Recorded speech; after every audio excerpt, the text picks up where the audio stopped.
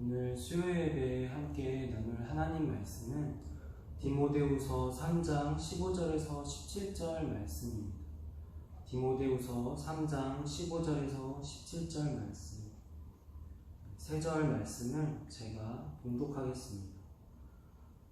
또 어려서부터 성경을 알았나니 성경은 능히 너로 하여금 그리스도 예수 안에 있는 믿음으로 말미암아 구원에 이르는 지혜가 있게 하느니라. 모든 성경은 하나님의 감동으로 된 것으로 교훈과 바르게 함과 의로 교육하기에 유익하니 이는 하나님의 사람으로 행할 능력을 갖추게 하려 함이라. 아멘. 오늘은 오직 성경으로 라는 제목으로 하나님 말씀을 함께 나누겠습니다. 세상에는 수많은 종교들이 있습니다. 그리고 그 많은 종교들 중에는 수천 년의 시간이 지나는 동안 그들의 신앙의 기준이 되는 글로 기록된 경전을 갖고 있는 경우도 있기도 하고, 또 글로 기록되지는 않았지만 입에서 입으로 전해지거나 의식으로 전해지는 전통을 가지고 있는 경우가 있습니다. 이렇게 종교에는 경전과 전통이라는 이 두 가지 요소가 있는데, 대표적인 예가 힌두교라고 합니다. 힌두교는 베다라는 경전이 있고, 또 성직자에 해당하는 자들로부터 전해지는 전통이 있습니다. 경전과 전통 모두로부터 힌두교 신앙의 양식을 갖게 되는 것입니다. 그리고 이와 비슷하게 유대교에는 구약 성경을 경전으로 삼는 유대교에도 경전과 전통이라는 구분이 있습니다. 유대교에는 구약 성경이 포함된 책들만 경전으로 인정하면서도 전통 유대교로 인정되려면 탈무드라는 랍비들의 그런 전통을 따라야만 했습니다. 하나님의 말씀인 구약 성경이 경전이고 탈무드는 사람의 전통일 뿐이지만 그 전통에 따라 성경을 해석했기 때문에 결과적으로는 전통이 성경보다 더 높은 권위에 있게 된 것입니다. 우리는 이런 예를 복음서에서 잘 볼 수 있습니다. 당시 유대인들과 바리새인들은 하나님의 말씀보다 장로들의 유전과 전통을 더 중요하게 생각했습니다. 그 결과 하나님의 말씀을 범하는 그런 결과를 낳았습니다. 예수님은 이것을 매우 책망하셨습니다. 예수님은 바리새인들에게 이렇게 말씀하셨습니다. 이르시되 이사야가 너희 외식하는 자에게 대하여 잘 예언하였도다. 기록하였으되 이 백성이 입술로는 나를 공경하되 마음은 내게서 멀도다. 사람의 계명으로 교훈을 삼아 가르치니 나를 헛되이 경배하는도다 하였느니라. 너희가 하나님의 계명은 버리고 사람의 전통을 지키느니라. 또 이르시되 너희가 너희 전통을 지키려고 하나님의 계명을 잘 저버리는도다. 누구보다 하나님을 잘 알고 따른다고 자부했던 자들이 하나님의 말씀보다 전통을 더 위에 둠으로써 하나님의 말씀을 저버리고 또 하나님을 헛되이 경배했다는 것입니다. 하나님께서는 자신의 백성 이스라엘에게 자신이 어떠한 분이시고 또 이스라엘 백성들이 하나님을 어떻게 섬겨야 하는지 그 기록된 하나님의 말씀을 주셨음에도 불구하고 그들이 말씀보다 다른 것들을 더 우선하고 높은 위치에 두었을 때 그들의 신앙에는 큰 문제가 생기는 것을 볼 수 있습니다. 오늘 함께 나눌 말씀 주제인 오직 성경으로 이 종교개혁의 기치의 배경도 이와 비슷합니다. 종교개혁자들이 오직 성경으로 돌아가자 이렇게 외쳤다는 것은 당시 로마 카톨릭 교회가 성경보다 사람의 전통을 더 위에 두었다. 하나님을 믿는다고 하지만 성경과는 다른 잘못된 주장을 했음을 보게 됩니다. 그들도 유대인과 마찬가지로 하나님의 말씀을 저버리고 또 헛되이 하나님을 경배하게 된 것입니다. 종교개혁자들이 외쳤던 오직 성경으로 라는 말은 오직 신구약 성경 66권만이 우리의 신앙과 삶을 규정하는 최고의 최종적인 권위이다라는 고백입니다. 우리가 하나님을 믿고 살아가는데 성경이 반드시 필요하며 성경만으로 충분하다는 것입니다. 오늘 처음 함께 읽은 본문 말씀 디모데후서 3장 15절에서 17절이 이것을 말씀합니다. 사도 바울이 믿음의 아들 디모데에게 이렇게 말합니다. 또 어려서부터 성경을 알았나니 성경은 능히 너로 하여금 그리스도 예수 안에 있는 믿음으로 말미암아 구원에 이르는 지혜가 있게 하느니라. 여기서 사도 바울이 말하는 성경은 구약 성경을 말하는데 구약 성경이 디모데로 하여금 구원에 이르게 했다라고 말합니다. 이것은 우리가 하나님의 말씀을 통해 예수 그리스도가 어떤 분이시고 또 예수 그리스도가 우리를 위해 어떤 일을 하셨는지 알 수 있으며 구원을 받을 수 있다는 것을 말합니다.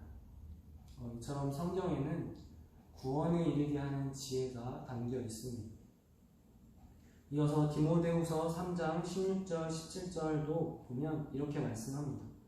모든 성경은 하나님의 감동으로 된 것으로 교훈과 바르게 함과 의로 교육하기에 유익하니 이는 하나님의 사람으로 행할 능력을 갖추게 하려 함이라. 두 번째로 성경은 하나님의 감동으로 된 것인데 그 말씀이 우리로 하여금 하나님의 사람으로 행할 능력을 갖게 한다 말씀합니다. 이 말씀을 볼 때 성경 말씀은 사람을 구원에 이르게 할 뿐 아니라 구원받은 우리가 어떻게 살아야 하는지 하나님 앞에 행할 우리의 의무가 무엇인지를 나타내고 있습니다. 이처럼 성경은 우리의 신앙과 행위의 규범으로서 조금도 부족함이 없고 충분함을 알 수가 있습니다. 그런데 안타깝게도 하나님의 말씀을 받은 자들, 그들이 하나님의 말씀을 어떻게 대했는가? 대부분의 사람들이 유대인들과 또 로마 카톨릭 그 교회처럼 하나님의 말씀보다 사람의 전통을 더 중요하게 여겼습니다. 마치 하나님 말씀이 우리를 죄에서 구원하고 하나님의 자녀로 살아가기에 부족함이 있는 것처럼 하나님의 말씀에 무언가를 더하거나 빼기도 하였습니다. 사실 이러한 모습은 인류의 조상에게부터 찾아볼 수 있습니다. 하나님께서는 아담과 하와에게 동산에 있는 모든 나무의 실과는 내 마음대로 먹되 선악을 알게 하는 나무의 열매는 먹지 말라. 먹으면 반드시 죽으리라 말씀하셨습니다. 그런데 뱀이 하와에게 다가와 유혹하며 묻습니다. 하나님이 참으로 동산 모든 나무의 열매를 먹지 말라 하시더냐. 이때 하와는 동산 나무의 열매를 우리가 먹을 수 있지만 동산 중앙에 있는 나무의 열매는 하나님의 말씀에 너희는 먹지도 말고 만지지도 말라 너희가 죽을까 하노라 하셨다고 이렇게 말합니다. 하와는 하나님의 말씀에 하나님께서 말씀하시지 않은 자신의 생각을 더했고 결국엔 하나님의 말씀과 다른 이야기를 하게 되는 것입니다. 그리고 마귀의 유혹에 넘어가 죄를 짓습니다. 그런데 이러한 일들이 하와뿐 아니라 인류의 역사 내내 일어나는 것을 볼 수 있습니다. 출애굽기에 보면 하나님께서 10가지 재앙으로 애국을 심판하심으로 출애굽한 이스라엘 백성들이 시내산에 도착했습니다. 이때 그들은 눈에 보이는 금송아지를 만들고 이것이 우리를 인도한 하나님이다라고 합니다. 이 죄가 어찌나 큰지 3,000명이 죽임을 당했다고 성경은 말씀합니다. 또 레위기 10장에서는 제사장 아론의 아들 나답과 아비후가 제사장으로서 하나님께서 명령하시지 않은 다른 불을 담아 분향했다가 불에 삼켜 죽임을 당했다고 기록하고 있습니다. 또한 북이스라엘의 여로보암 왕은 백성들이 예루살렘으로 내려가 하나님께 예배하는 것을 막고자 베델과 단에 금송아지를 세웠습니다.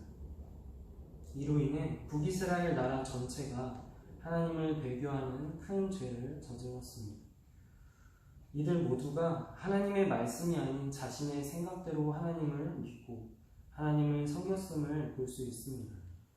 아담과 하와가 타락한 이후에 어느 시대나 어느 장소에서든지 사람은 하나님과 하나님의 말씀을 대적했고 이웃을 미워하는 본성을 갖게 되었음을 우리가 성경을 통해 알 수 있습니다.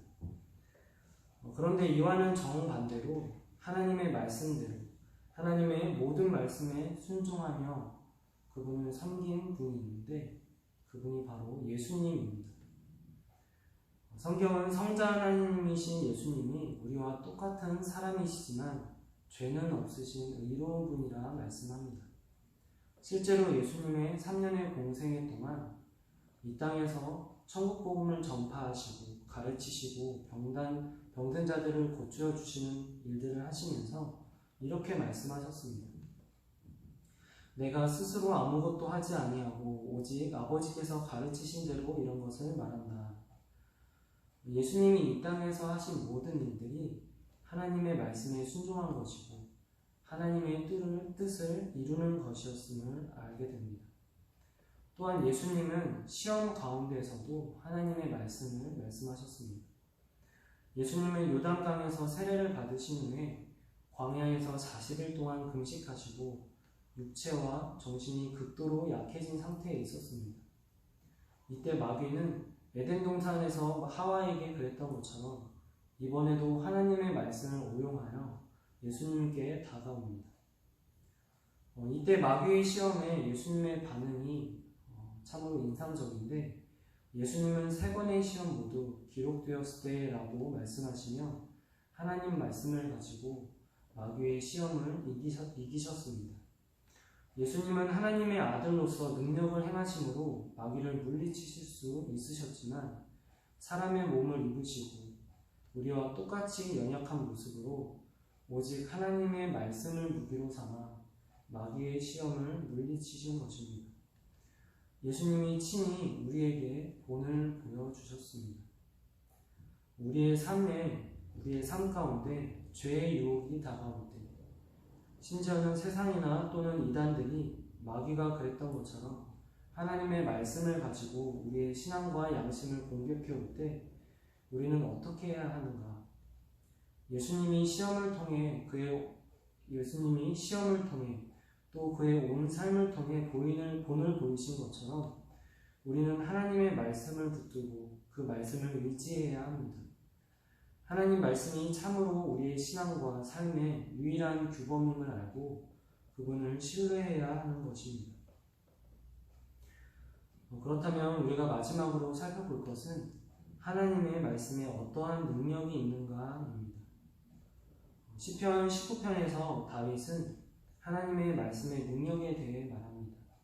시편 19편 7절은 이렇게 말씀합니다. 여호와의 율법은 완전하여 영혼을 소성시키며 다윗은 하나님의 말씀이 우리의 속사람을 변화시키고 하나님을 향하게 한다 말합니다. 죄를 즐거워하던 우리의 마음이 죄를 슬퍼하고 뉘우치는 마음을 갖게 하고 동시에 하나님께서 그 죄를 용서하신다는 믿음을 가지고 하나님께 나아가게 되는 것입니다. 우리가 날마다 하나님의 말씀을 가까이 할 때 그 말씀이 우리의 속사람을 변화시킴을 알게 됩니다. 이어서 시편 19편 7절은 이렇게 말씀합니다. 여호와의 증거는 확실하여 우둔한 자를 지혜롭게 한다. 세상 사람들은 하나님이 없다 말하고 성경은 이 사람들을 어리석다고 말합니다. 어떻게 이들의 어리석음과 우둔함이 하나님을 아는 지혜가 되게 하는가? 이것은 오직 성경 말씀에 의해 가능합니다. 여호와의 증거는 확실하여 우둔한 자를 지혜롭게 한다 말씀합니다. 우리가 하나님 말씀의 귀를 기울일 때 하나님께서 우리의 마음을 여시고 성령님께서 말씀을 통해 우리의 마음에 역사하심으로 하나님을 알게 되고 그분을 믿게 되는 것입니다. 이어서 8절에는 여호와의 교훈은 정직하여 마음을 기쁘게 한다 말씀합니다. 우리가 이전에 죄의 종으로서 죄의 지배를 받을 때에는 하나님의 말씀에 순종하는 것이 무거운 짐이고 괴로움이었습니다. 그러나 예수님이 십자가에서 피를 흘리시고 죽으심으로 우리를 죄의 권세에서 해방시키시고 하나님의 자녀 삼아 주셨습니다. 하나님의 자녀로서 그분의 말씀에 순종하는 것은 더 이상 무거운 짐이 아닙니다. 말씀 앞에 우리의 연약함과 죄성을 볼 때마다 우리는 죄 용서의 확신을 가지고 은혜를 구하며 예수님의 공로를 의지하여 하나님 앞에 나아갈 수 있기 때문입니다. 오히려 하나님의 말씀을 듣고 순종하는 것이 우리에게 기쁨이고 즐거움임을 보게 됩니다. 마지막으로 시편 19편 8절은 이렇게 말씀합니다. 여호와의 계명은 순결하여 눈을 밝게 하시도다. 여기서 눈을 밝게 한다는 말은 육체가 쇠약해져 죽음을 눈앞에 둔 상황에서 그 침침해진 눈이 다시 맑아짐을 의미합니다. 사람이 죽음 앞에 서게 되면 그 어떤 것도 위로나 도움이 되지 않는 것을 보게 되는데, 그러나 사람이 어찌할 수 없는 이 죽음의 문제 앞에서도 하나님의 말씀은 죽어가는 사람의 눈을 밝게 하고 맑게 한다 말씀합니다. 하나님 말씀을 자신의 삶의 기준으로 삼고 살았던 시편 기자는 어느 곳을 가든지 어떠한 상황을 맞이하든지 하나님의 말씀이 자신의 앞길을 비추고 길잡이가 될 것을 믿고 의지했습니다. 끝으로 신앙의 선배들이 작성한 웨스트민스터 소요리 문답 내용을 정리하는 것으로 오늘 말씀을 마치겠습니다. 우리가 예수님을 믿고 하나님의 자녀가 되었는데 그런 우리의 삶의 목적은 무엇입니까? 소요리 문답 1문은 이렇게 질문합니다. 사람의 제일 되는 목적이 무엇입니까? 그리고 이렇게 답합니다. 사람의 제일 되는 목적은 하나님을 영화롭게 하는 것과 영원토록 그를 즐거워하는 것입니다. 하나님을 영화롭게 하는 것이 우리의 존재와 신앙의 목적이라는 것입니다. 우리가 하나님을 영화롭게 하기 위해 창조되었고 그것이 우리의 존재와 신앙의 목적인데, 그렇다면 그 목적을 가능하게 하고 기준이 되는 것이 무엇인가? 소요리 문답 2문은 이렇게 질문합니다. 하나님께서 무슨 규칙을 우리에게 주시어 어떻게 자기를 영화롭게 하고 즐거워할 것을 지시하셨습니까? 답은 이렇습니다. 신구약 성경에 기록된 하나님의 말씀이 어떻게 우리가 그를 영화롭게 하고 즐거워할 것을 지시하는 유일한 규칙입니다. 바로 성경, 하나님의 말씀입니다. 오직 성경, 하나님의 말씀이 우리의 신앙이 어떠해야 하고 우리의 삶이 어떠해야 하는지를 규정하는 유일한 기준이 됩니다. 아담이 타락한 이후에 어느 시대에나 어느 장소에서든지 사람은 하나님을 대적하고 이웃을 미워하는 본성을 갖게 되었습니다. 그러나 그럼에도 불구하고 예수 그리스도를 통해 하나님의 자녀가 된 우리들에게 소망이 있는 것은 풀은 마르고 꽃은 떨어지되 오직 주의 말씀은 세세토록 있도다라고 하나님께서 말씀하시기 때문입니다. 우리가 믿고 의지할 것은 사람의 전통도 아니고 우리의 생각과 경험도 아닙니다. 오직 하나님의 말씀을 믿고 의지하고 그분을 신뢰해야 하는 것입니다. 이러한 은혜를 누리는 저와 모든 하나교회 성도님 되시기를 소망합니다. 기도하겠습니다. 하나님 아버지 감사합니다. 오늘 말씀을 통해 우리가 믿고 의지할 것이 밤낮으로 변하는 우리의 생각도 아니요 우리의 주관적인 경험도 아님을 배웠습니다. 우리의 영혼을 성성시키시고 우둔한 자를 지혜롭게 하며 우리에게 참 기쁨을 주시는 말씀의 능력을 우리가 알게 하시고 날마다 하나님 말씀을 읽고 묵상하며 주님과 교제하는 은혜를 내려주시옵소서. 은혜 베푸실 줄 믿사오며 예수님 이름으로 기도합니다. 아멘.